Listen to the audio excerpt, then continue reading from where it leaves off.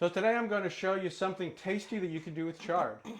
This is some rainbow chard, an assortment that we picked up today at the farmer's market, and I've got some olive oil already heating up in here. So what I'm going to do to the olive oil is I'm going to add garlic, and I'm going to add the hot pepper of your choice. We have chai peppers, we're putting in Thai peppers. You could use chili flakes, whatever it is. What I want to do is I actually want to add the chard relatively quickly. I don't want the garlic to burn. So let's start putting this in so that we can cook it down. All right, and this has been de-stemmed and washed.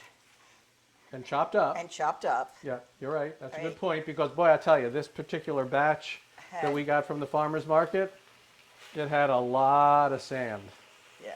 So, but it was really good looking. You can hear it sizzling now. I'm going to cook this down relatively quickly. It's going to take a little while to cook down, but I got to cook the water out of this. And once it is cooked down, it's going to be, well, not much left, right? Right. All right. This is just going to be, so today I'm not actually doing a meal or a main. This is just a side dish. This is something you can have, pretty easy to put together. Get this out of the way. Now, if you're feeling ambitious, you can save those chard stems and pickle them. That's true.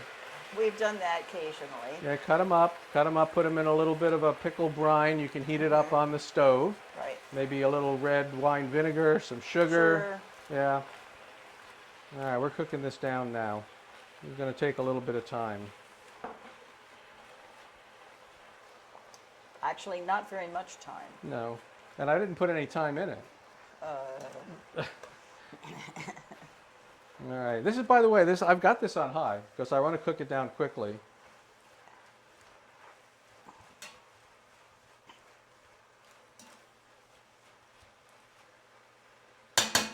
So just to tell you what's going to go in it, it's an interesting combination of flavors. The first thing I'm going to do actually is, what the heck, put in a splash of cognac while it cooks down. Why? Because you can. Exactly. That was more than a splash, just saying. Well, it was kind of splashy. All right. So I need to cook this down, so I need to get a lot of the water. Before I put the other ingredients in, I really need to get a lot of the water out of this.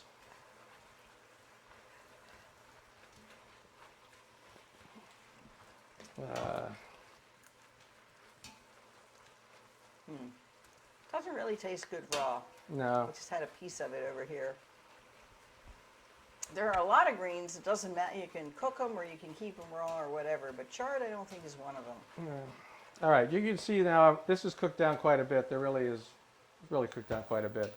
At this point, I've got a lot of the water out. I have a little bit of the water still in. And I want that because what I'm going to do now is I'm going to add some dried sweetened cranberries. And I'm going to, that was about, what was that? What was that? Half a cup of dried sweetened cranberries.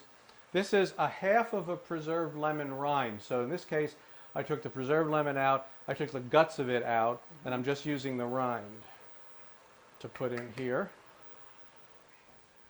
And then another thing from the market here, this is a Greek olive mix. It's kind of herb flavored and, just a mix of different pitted olives. So I took about 1/3 of a cup of them, chopped them up to put them in there, a little more flavor. Now you notice I have not added any salt yet, and there's a very good reason for that. Yeah. That's because the olives and the preserved lemon are going to be pretty salty. So I want to cook this first. I want to get it pretty much cooked down, get almost all the water out of it before I decide whether I'm going to put salt in it or not.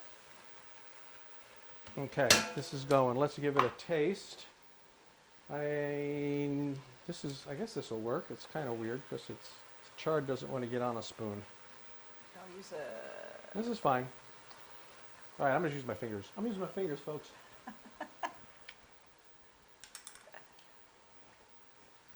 Yeah, it's spicy. Does need salt. Does need a little salt. Cool. You don't want to get too carried away. This is one of those things where you have to, you have to salt it a little, give it another taste.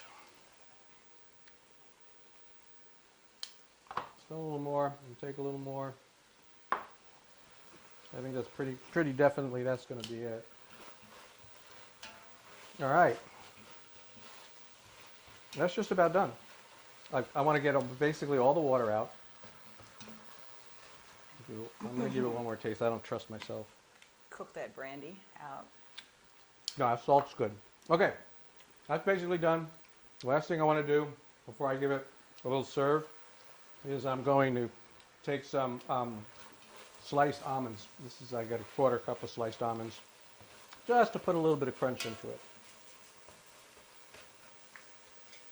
Take a fork, turn it off, throw in the almonds, toss them around, and there you go. I'll let you give that a taste.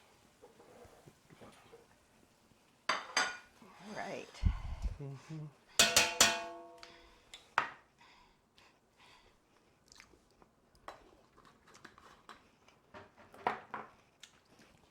Spicy, garlicky.